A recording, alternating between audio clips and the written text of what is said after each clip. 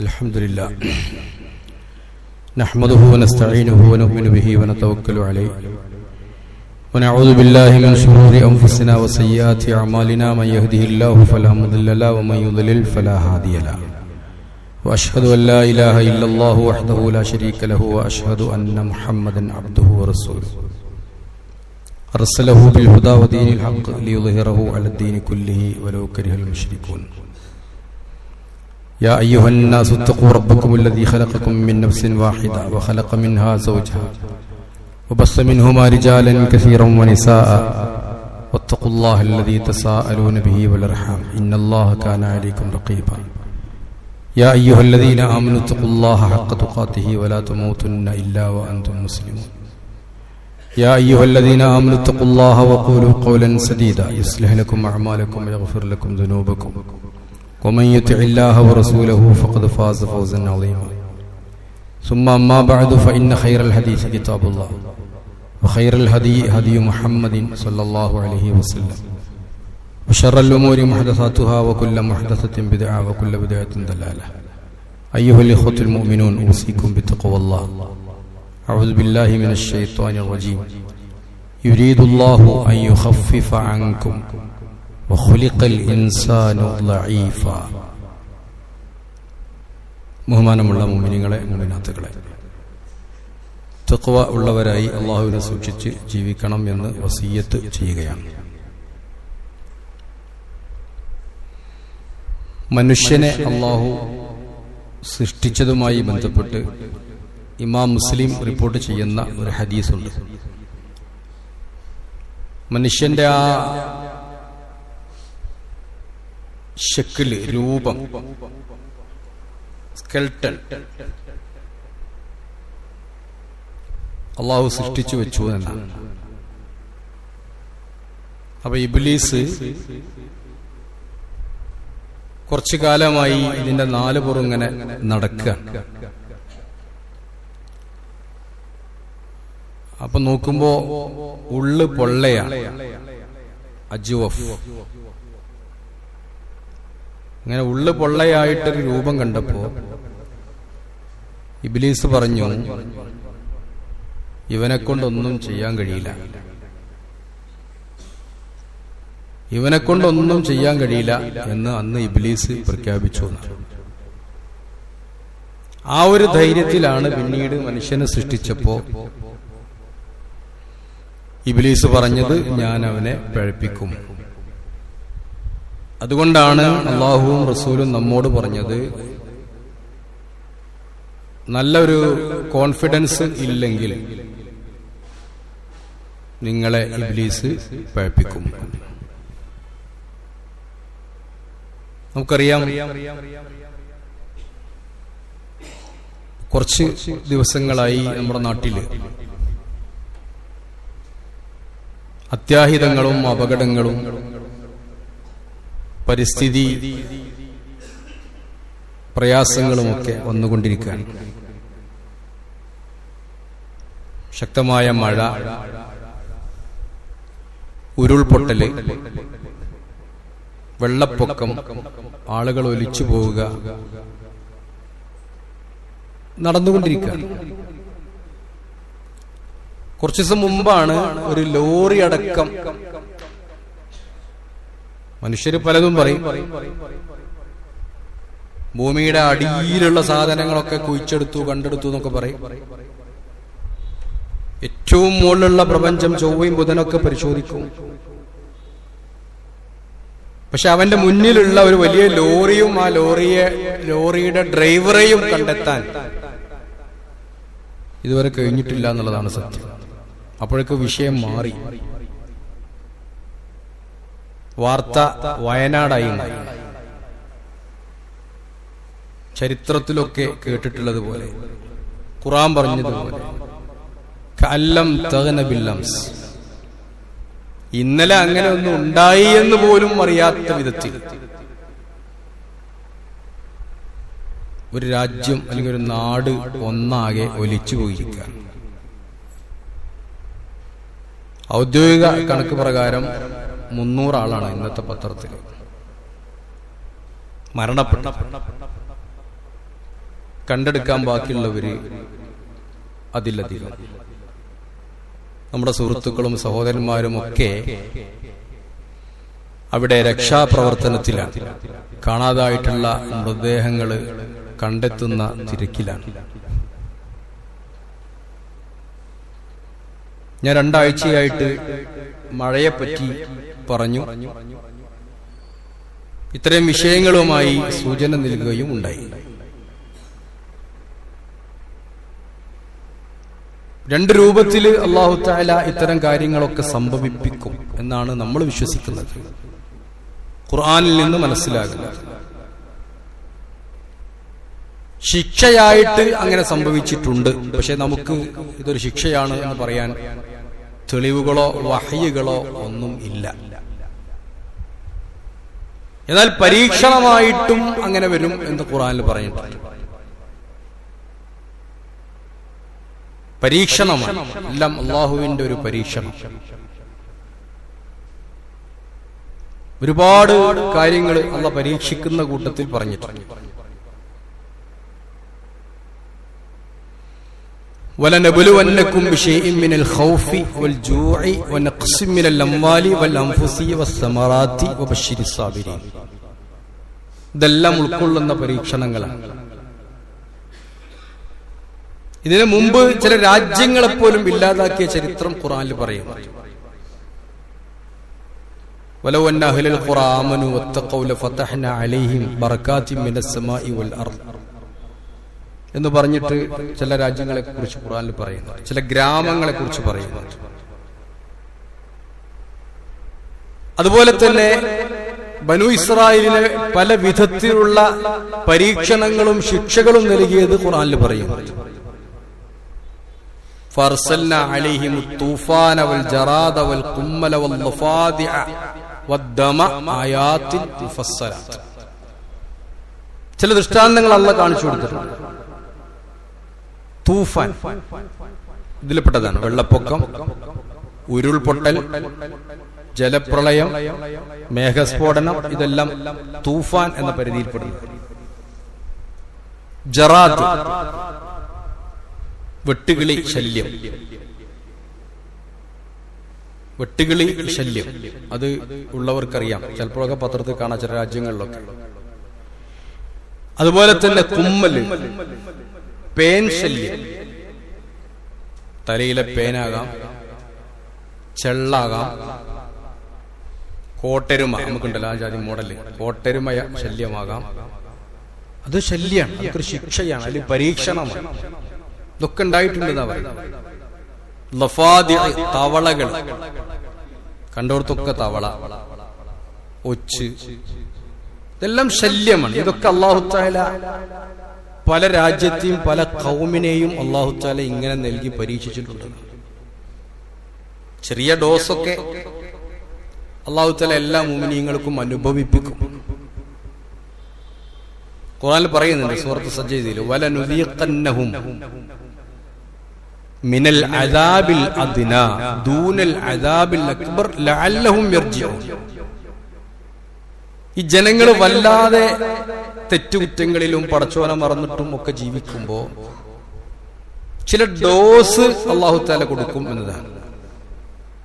വലിയ ശിക്ഷകളൊക്കെ വരുന്നതിന്റെ മുമ്പ് ചില ചെറിയ ചെറിയ ഡോസുകൾ കൊടുക്കും. ഉറപ്പൊന്നുമില്ല, ചിലപ്പോൾ അതിന്റെ ഭാഗമായേക്കാം ഈ കോട്ടെരുമ ശല്യം, പുഴുശല്യം, ഒച്ചുശല്യം എല്ലാം നമ്മൾ വലിയ കാര്യമായിട്ട് എഴുതാറുണ്ട്. ലഅല്ലഹും യർജിഊൻ, നമ്മളൊക്കെ നന്നായാൽ ഇതൊക്കെ ശരിയാവും. അതുപോലെ തന്നെ നമുക്കറിയാം ഫസാദ് കടലിലും കരയിലും ഉണ്ടാകുന്നത് ബിമാ കസബത്ത് ഐദിന്നാസ്, മനുഷ്യരുടെ കയ്യേറ്റം കാരണമാണ് എന്ന് ഖുർആനിൽ കാണാൻ സാധിക്കും. മനുഷ്യര് കയ്യേറുക. ആലോചിക്കൂ, ഇങ്ങനെയൊക്കെ നടക്കുമ്പോഴും പത്രത്തിൽ കോറിക്കെതിരെ ജനങ്ങൾ ശബ്ദമുയർത്തുന്നതാണ് കണ്ടുകൊണ്ടിരിക്കുന്നത്. അവനവന്റെ കാര്യമുള്ളൂ. ഏത് മല കുത്തിപ്പൊളിച്ചാലും, ഏത് പാറ പൊളിച്ചാലും, ഭൂമി കുലുങ്ങിയാലും മുതലാളിമാർക്ക് ജീവിക്കണം, അവരുടെ കോറി നടക്കണം. അതിന് കള്ളത്തരത്തിലോ അല്ലെങ്കിൽ അനുവദിച്ച രൂപത്തിലോ സ്വാധീനിച്ചിട്ടോ പെർമിഷൻ വാങ്ങണം. അങ്ങനെ ഒന്നും പിന്നെ റോഡ് നിർമ്മാണത്തിന്റെ പേരിൽ, കെട്ടിട നിർമ്മാണത്തിന്റെ പേരിൽ മലകളൊക്കെ തകർത്തുകൊണ്ടിരിക്കുകയാണ്. അതുപോലെ തന്നെ പാടങ്ങൾ, കൃഷിസ്ഥലങ്ങളൊക്കെ തൂർത്തുകൊണ്ടിരിക്കുകയാണ്. നമ്മുടെ നാട്ടിൽ തീരെ ഇല്ലാത്തൊരു സംഗതിയാണ് ഡ്രെയിനേജ് എന്ന് പറഞ്ഞ സാധനം. മഴ പെയ്താൽ ആ മഴവെള്ളം ഒഴുകിപ്പോകാൻ നിയമമൊക്കെ ഉണ്ട്. ഡ്രെയിനേജ് ഇല്ലെങ്കിൽ പെർമിഷൻ കിട്ടൂല, നിയമമൊക്കെ ഉണ്ട്. പക്ഷെ എന്തുകൊണ്ട് മനുഷ്യരൊന്നും ഇത് പാലിക്കാൻ തയ്യാറാകുന്നില്ല എന്നതാണ്. അത്രത്തോളം അഹങ്കാരികളായി ദുർബലനായ മനുഷ്യൻ മാറുന്നതിന്റെ ലക്ഷണം. എന്തെന്നെ സംഭവിച്ചാലും വേണ്ടില്ല, അവനവന്റെ കാര്യം നടക്കണം. 5 ഉറുപ്പിക ലാഭമുണ്ടെങ്കിൽ ഫ്ലിപ്കാർട്ട് എന്നും ആമസോണിൽ നിന്നൊക്കെയാണ് നമ്മുടെ കച്ചവടമായി മാറിയത്. ആരൊക്കെ കുട്ടികളെ എഴുതി കണ്ടു. ആമസോണുകാരെ ആരും അവിടെ കണ്ടിട്ടില്ല വയനാട്. ഫ്ലിപ്കാർട്ടിൽ ഒരാളും വയനാട്ട് വന്നിട്ടില്ല. അവിടെയുള്ള സാധാരണ ചായപ്പീടിയ, തുണിപ്പീടിയ, അവിടെ നിന്നൊക്കെയാണ് കുട്ടികൾക്കും സ്ത്രീകൾക്കൊക്കെ ഉപയോഗിക്കേണ്ട, അടിയന്തര അവസ്ഥയിൽ ഉപയോഗിക്കേണ്ട പാഡുകൾ പോലും കിട്ടിയത് അവിടെ നിന്നൊക്കെ ഓല് കൊടുത്തതാ. അതാരും ആമസോണിൽ വരുത്തി കൊടുത്തൊന്നുമല്ല. ഞാൻ പറയുന്നത് മനുഷ്യരൊക്കെ അവന്റെ ചില അഹങ്കാരം കാരണം 1 ഉറുപ്പിക 2 ഉറുപ്പിക പിശുക്കിയിട്ട്, അല്ലെങ്കിൽ തൽക്കാലം എന്റെ കാര്യം നടക്കണം, എന്റെ കുട്ടികളുടെ കാര്യം നടക്കണം എന്ന് വിചാരിച്ചിട്ട് ഇതൊന്നും ഒരു മുഅ്മിനിന് ചെയ്യാൻ പാടില്ല എന്ന് മനസ്സിലാക്കേണ്ടത്. വിശ്വാസി മറ്റുള്ളവരുടെ കാര്യം പരിഗണിക്കേണ്ടത് മറ്റവന്റെ ആശ്വാസത്തിന് വേണ്ടിയിട്ടാണ്. ഡ്രൈവിംഗ് പഠിക്കുമ്പോ കുട്ടികളെ പഠിപ്പിക്കാറുണ്ട്,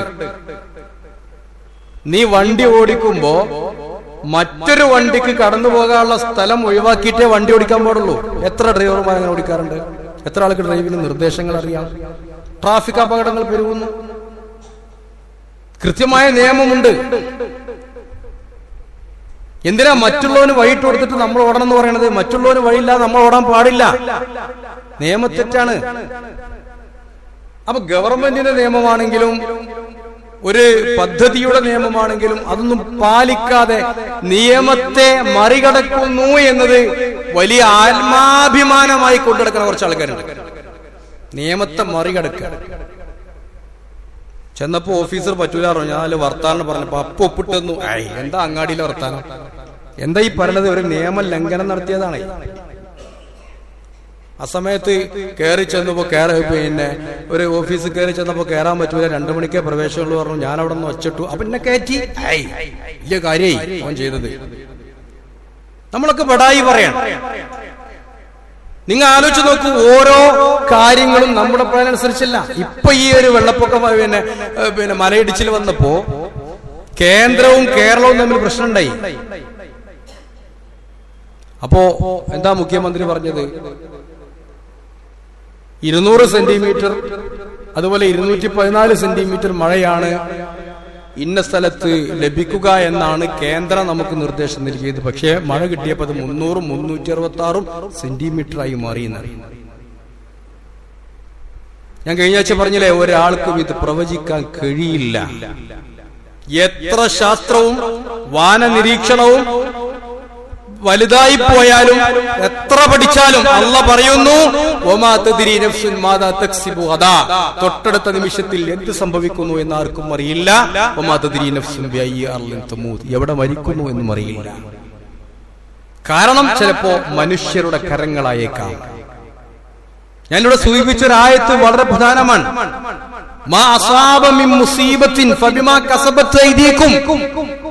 നിങ്ങൾക്ക് മുസീബത്ത് സംഭവിക്കുന്നുണ്ടെങ്കിൽ നിങ്ങളുടെ കരങ്ങൾ കൊണ്ടാണ്, നിങ്ങൾ ചെയ്യുന്നത് കൊണ്ടാണ്. ഇന്നത്തെ പത്രത്തിൽ വായിച്ചു, പരിസ്ഥിതി ഗവേഷകർക്ക് വയനാട്ടിലേക്ക് പ്രവേശനമില്ല.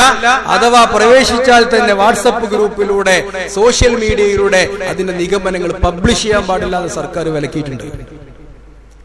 കാരണം പ്രകൃതിയെ ദ്രോഹിക്കാണ് മനുഷ്യന്മാർ ചെയ്യുന്നത്. മുന്നറിയിപ്പുകൾ അവഗണിക്കുകയാണ് മനുഷ്യന്മാർ ചെയ്യുന്നത്. ഒരു മുന്നറിയിപ്പും എല്ലാ മുന്നറിയിപ്പും ആലോചിച്ചു. ഇപ്പൊ പറഞ്ഞില്ലേ, എത്ര ആളുകൾ അങ്ങോട്ട് കാണാൻ പോകേണ്ട ആവശ്യമില്ല, ആവശ്യത്തിലേക്ക് മാത്രം പോയാൽ മതി. അപ്പോൾ ആളുകൾ കാണാൻ പോകും. അപ്പൊ മനുഷ്യരുടെ പ്രവർത്തനം കാരണമായിട്ടാണ് എന്ന് ഖുർആൻ അനുസരിച്ച് ഇത് പഠിക്കുമ്പോ നമുക്കൊക്കെ മനസ്സിലാകുന്നത് ഇത്തരം ദുരന്തങ്ങൾ ആർക്കും എപ്പോഴും ഏത് സമയത്തും സംഭവിക്കാം എന്ന്.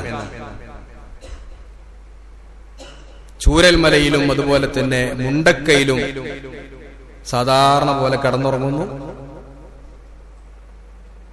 രാവിലെ അവന്റെ ബോഡി കിട്ടുന്നത് മലപ്പുറം ജില്ലയിലെ നിലമ്പൂര് പോത്തുകല്ല് ഭാഗത്തുനിന്ന് ഡെഡ് ബോഡി കിട്ടുന്നു. വസ്ത്രങ്ങളില്ലാഞ്ഞിട്ട് രക്ഷാപ്രവർത്തകര് ഉടുമുണ്ടഴിച്ചിട്ടാണ്. അവര് അടിവസ്ത്രം മാത്രം ധരിച്ച് ഉടുമുണ്ടഴിച്ച് ആ ഉടുമുണ്ടിലാണ് ആ ഡെഡ് ബോഡി പൊതിയുന്നത്. ആലോചിച്ചു നോക്കൂ. രാവിലെ എഴുന്നേൽക്കാൻ വേണ്ടി സാധാരണ പോലെ കടന്നുറങ്ങിയ ആളുകളാണ്. 300-400 കണക്കിന് ആളുകൾ അങ്ങനെയൊക്കെ ആയെങ്കിൽ മനുഷ്യനെവിടെ? ഞാൻ പറഞ്ഞു വരുന്നത്, ഓരോ അപകടങ്ങൾ സംഭവിക്കുമ്പോഴും ഓരോ ദുരന്തങ്ങൾ സംഭവിക്കുമ്പോഴും മനുഷ്യന്റെ നിസ്സഹായാവസ്ഥയാണ് അവിടെ പ്രകടമാകുന്നത്. നമ്മുടെ പ്രവചനങ്ങളും നമ്മുടെ പ്രതിരോധങ്ങളും ഒക്കെ നഷ്ടപ്പെട്ടുകൊണ്ടിരിക്കുന്ന മനുഷ്യന്റെ ദുർബലാവസ്ഥ. മനുഷ്യൻ വളരെ ദുർബലനാണ്. ആലോചിക്കുക, എന്താ മനുഷ്യൻ?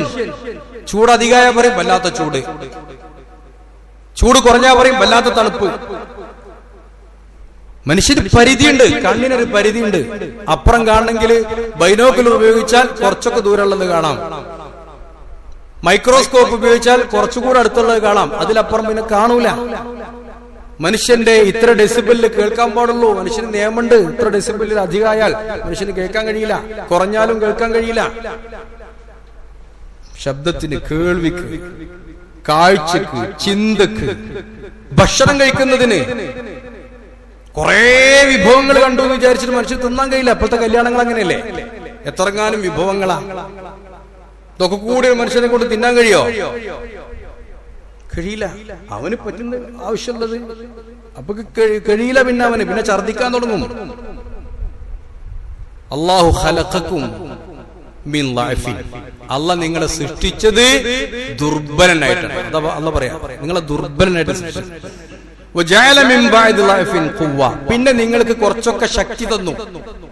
അല്ലെ? ജനിക്കുമ്പോ ഒന്നും നമുക്ക് കഴിയില്ല. ആരോ പറഞ്ഞല്ലേ, ജനിക്കുമ്പോഴും എടുക്കണം നിന്നെ, മരിക്കുമ്പോഴും എടുക്കണം നിന്നെ.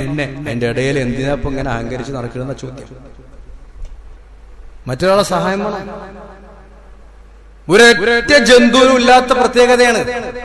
സ്വന്തം അമ്മയുടെ പാല് കുടിക്കണമെങ്കിൽ വരെ 4-5 ആള് കൂടണം. അമ്മായിമ്മയും നാത്തൂനും ഉമ്മാമിയും വല്യമ്മയും ഒക്കെ പാടെ കൂടിയാലേ കുട്ടിക്ക് പാല് കൊടുക്കാൻ കഴിയുള്ളൂ. ആട്ടുംകുട്ടിക്ക് അങ്ങനെയൊക്കെ പാടെ കൂടുതലുണ്ടോ? നമ്മൾ വളർത്തിന് നമ്മളുണ്ടാക്കിയ പ്രയാസം ഉണ്ടെന്നല്ലാതെ കാട്ടിലൊക്കെ എത്ര എണ്ണ വളരുന്ന വല്ല ആട്ടുംകുട്ടിക്കോ ആനക്കുട്ടിക്കോ പാല് കൊടുക്കാൻ അമ്മായിമ്മയും മരുമക്കളൊക്കെ പാടെ പോകലുണ്ടോ? അപ്പൊ അത്ര പ്രയാസമാണ് മനുഷ്യന്റെ നിസ്സഹായാവസ്ഥ. കുറച്ചത് കഴിഞ്ഞ് രോഗം പിടിച്ചാലും മനുഷ്യനെ വേറെ ആളെ ആശ്രയിക്കണം. അവര് വേണം. കുറച്ചു കാലം അല്ലാഹു പറയാ ജഅല മിൻ ബഅദി ലഅഫിൻ ഖുവ്വതൻ. പിന്നെ കുറച്ചൊക്കെ നിങ്ങൾക്ക് ശക്തി തരും അല്ലാഹു. സുമ്മ മിൻ ബഅദി ഖുവ്വതിൻ ലഅഫൻ വശൈബ. അത് കഴിഞ്ഞാൽ നിങ്ങളെ വീണ്ടും അല്ലാഹു ദുർബലനാണ്. പിന്നെ നിങ്ങൾ നരക്കും, പിന്നെ നിങ്ങൾ മരിക്കും. അതിന്റെ നേരെ പോവുകയാണ്.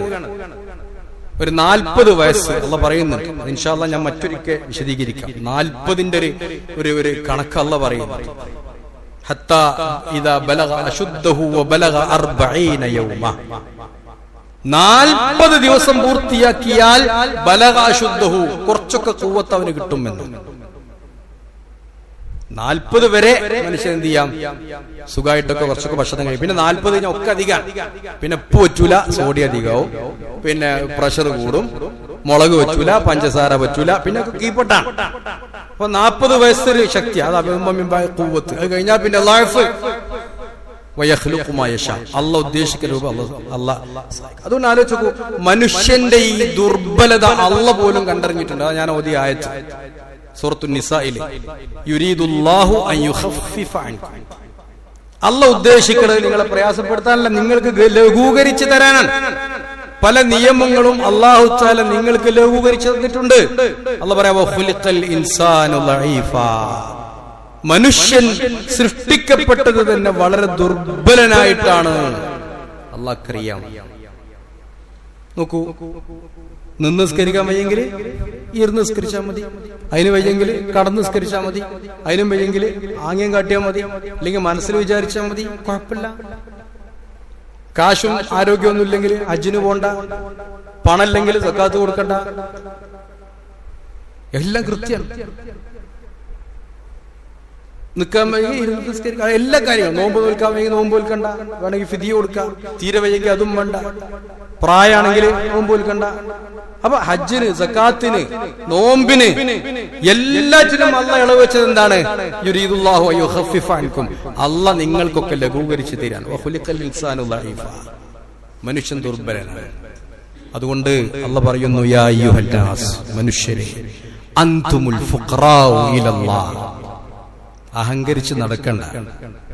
കുറച്ചൊക്കെ വിവരമുണ്ടെന്ന് കരുതിയിട്ട്, കുറച്ചൊക്കെ കണ്ടെത്തി എന്ന് കരുതിയിട്ട് പടച്ചോനെ മറന്ന് ജീവിക്കണ്ട. അൻതുമുൽ ഫുഖറാഉ ഇലല്ലാഹ്, നിങ്ങൾ അല്ലാഹുവിലേക്ക് ആവശ്യമുള്ളവരാണ്. നിങ്ങൾക്ക് അല്ലാഹുവിനെ വേണം, നിങ്ങൾ അല്ലാഹുവിലേക്ക് ആവശ്യമുള്ളവരാണ്. വല്ലാഹു ഹുവൽ ഗനിയുൽ ഹമീദ്, അല്ലാഹ് മാത്രമാണ് ഗനി, ആരെയും ആശ്രയിക്കേണ്ടാത്തവൻ അല്ലാഹയാണ്. നിങ്ങളൊക്കെ അല്ലാഹ്ക്കാവും, നിങ്ങൾക്കൊക്കെ അല്ലാഹനാവും. ഏത് യുക്തിവാദിയും അവസാനം ചിലപ്പോ അറിയാതെ വിളിക്കുന്നുണ്ടാവും അല്ലാഹ് എന്നൊരു വിളി ഇപ്പൊ ഒരിക്കലെങ്കിലും എന്റെ മനസ്സിലുണ്ടാവും. അല്ലെങ്കിൽ ദൈവേ, അല്ലാഹ്, പടച്ചോനെ എന്നൊക്കെ ഒരു വിളി ഇല്ലാതെ പോകാൻ പറ്റൂല എന്നാണ്. ലാസ്റ്റ് അങ്ങനെ ഒന്നും വേണ്ടി വരുന്നു. അൻതുമുൽ ഫുഖറാഉ ഇലല്ലാഹ്, നിങ്ങളൊക്കെ, വേറെ ഒരു പരിഹാരം അതിനില്ല എന്ത് പറഞ്ഞാലും. കാരണം മനുഷ്യന്റെ ദൗർബല്യം ഇത്തരം ദുരന്തങ്ങളൊക്കെ വരുമ്പോ കൂടിക്കൊണ്ടിരിക്കുക, ദൗർബല്യം പ്രകടമായിക്കൊണ്ടിരിക്കുക. ഞാൻ ഒന്നിനും കഴിയാത്തവനാണ് എന്ന് തോന്നിക്കൂടി നിസ്സഹായമായി നോക്കി നിൽക്കാൻ മാത്രമേ കഴിയുള്ളൂ. ഇന്നത്തെ ഹെഡിങ് എന്നെ പത്രത്തിൽ കണ്ടത്, തള്ളന്റെ പിടിവിട്ടുപോയ കുട്ടി, പിന്നെ പിതാവിന്റെ പിടിവിട്ടുപോയ കുട്ടി, ഇങ്ങനെയൊക്കെയാണ്. നോക്കി നിൽക്കേ ദുരന്തങ്ങള് വന്നുകൊണ്ടിരിക്കുക. നോക്കി നിൽക്കുമ്പോ, നിസ്സഹായനായി നോക്കി നിൽക്കുമ്പോ, അവിടെ അള്ളാഹു ഓരോന്ന് നടപ്പിലാക്കുന്ന കാര്യങ്ങള് എന്തിനാണ് എന്നൊക്കെ മനസ്സിലാക്കുമ്പോ നമുക്കൊക്കെ ചിന്തിക്കാം. കാരണം അള്ളാഹ് പരീക്ഷിക്കും. പേടികൊണ്ട് പരീക്ഷിക്കും.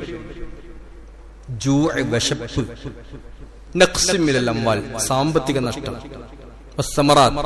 കൃഷി നഷ്ടം, വൽ അൻഫുസ്, മനുഷ്യ നഷ്ടം, ഒക്കെ മരണം, കൃഷി നശിക്കുക, സമ്പത്ത് നശിക്കുക, എല്ലാം നശിച്ചു. ആലോചിച്ച് നോക്കൂ. 2 ദിവസം മുമ്പ് റിപ്പോർട്ട് ഉണ്ടായിരുന്നു, കാട്ടാന തുണയായി വന്നു. കാട്ടാന തുണയായി വന്നു. ഭൂമികുലുക്കം കണ്ടപ്പോ ഓടി. പത്രങ്ങൾ വായിച്ചിട്ടുണ്ടാവും. ഭൂമികുലുക്കം ഇതൊക്കെ കേട്ടപ്പോ, ശബ്ദം കേട്ടപ്പോ പുറത്തിറങ്ങി ഓടിയപ്പോ മുന്നിൽ കാട്ടാന. ആകെ ഭയന്ന് അവിടെ നിൽക്കുമ്പോ, രണ്ടും കൽപ്പിച്ച് അവിടെ നിൽക്കുമ്പോ കാട്ടാന ഇവരെ പ്രതിരോധിച്ചുകൊണ്ട്, ഈ മനുഷ്യരെ പ്രതിരോധിച്ചുകൊണ്ട് കാട്ടാന ഒരു മറയായിട്ട് വന്നു എന്നാണ്. ഇതൊക്കെ വലിയ അത്ഭുതമാണ്. ഇത് ഖുറാനിലെ വല്ല മോചിതത്തോ വല്ല കറാമത്തൊക്കെ പറഞ്ഞാലാണ് നമ്മുടെ എന്താ പറയാ, എക്സ് മുസ്ലിം, യുക്തിവാദി, ദൈവനിഷേധി, അങ്ങനെ കുറെ ആളുകളുണ്ട്. ഡിങ്കൻ, ഇങ്ങനെ കുറെ മനുഷ്യന്മാരുണ്ട് നടക്കണം. ഇതൊക്കെ അവർക്ക് വിശ്വസിക്കാം.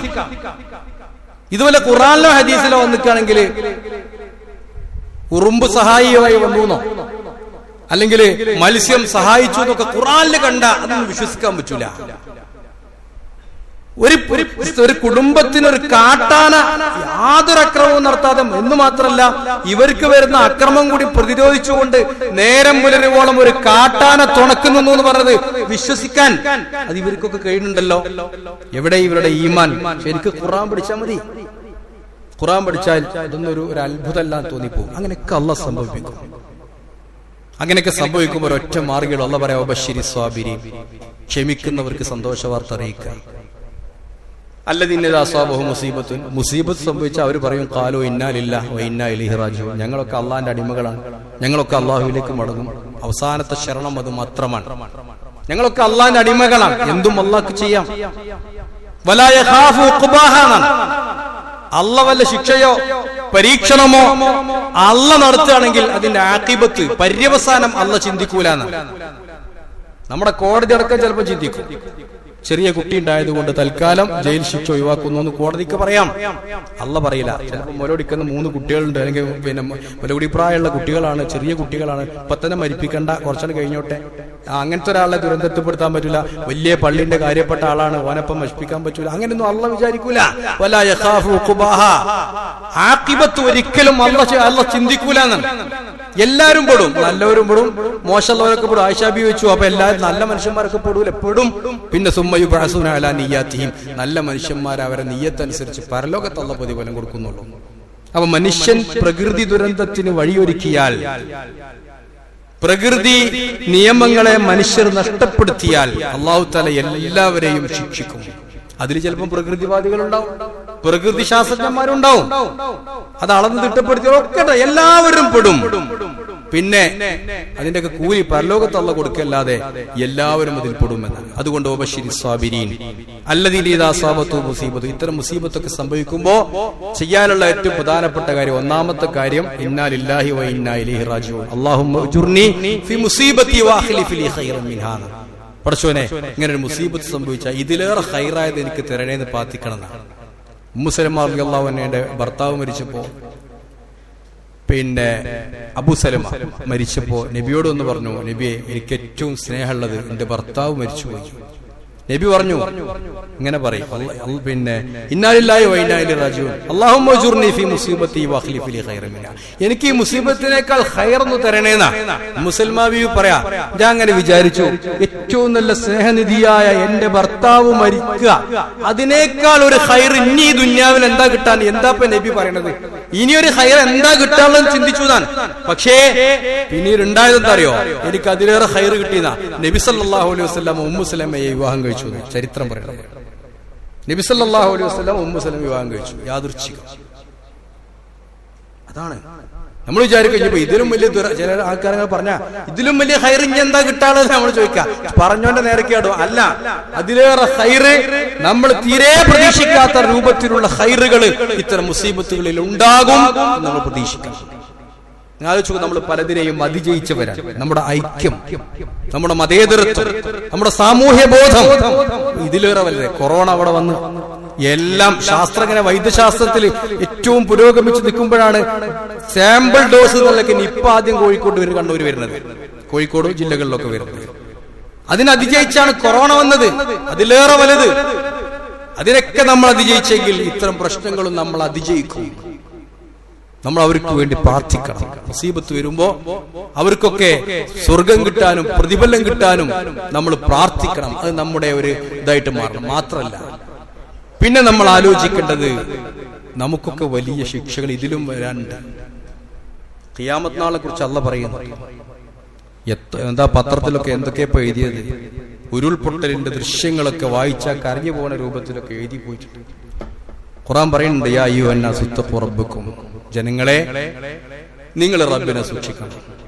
ഇന്ന സൽസലത്തസ്സാഅത്തി ശൈഉൻ അളീം, ഖിയാമത്ത് നാളിന്റെ ആ സൽസലത്ത്, കിടിലത, അത് ഭയാനകമാണ്. യൗമ തറൗനഹാ, നിങ്ങളെങ്ങാനും അത് കണ്ടിരുന്നുവെങ്കിൽ, തദ്ഹലു കുല്ലു മുർളിഅത്തിൻ അമ്മാ അർളഅത്, മുലപ്പാല് കൊടുക്കുന്ന സ്ത്രീകളൊക്കെ തന്റെ കുട്ടിയെ കുറിച്ച് അശ്രദ്ധരായി പോകുന്നതാണ്. പാല് കൊടുക്കുന്ന സ്ത്രീകൾക്കറിയാം, ഏത് ഉറക്കത്തിലും, എത്ര വലിയ ഉറക്കത്തിലും പാല് കുടിച്ചുകൊണ്ടിരിക്കുന്ന കുട്ടിക്ക് അപകടം പറ്റുന്നതും ആ കുട്ടിയുടെ ശ്രദ്ധ അത്ര അധികം അവരുടെ മനസ്സിലുണ്ടാവും. അല്ലാഹു പറയാ, ഖിയാമത്ത് നാളിന്റെ കിടിലത വന്നാൽ, പ്രകമ്പനം വന്നാൽ, തദ്ഹലു കുല്ലു മുർളിഅത്തിൻ അമ്മാ അർളഅത്, അവർ അശ്രദ്ധരായി പോകുന്ന അതിന്റെ ഭയാനകത സൂചിപ്പിക്കാൻ.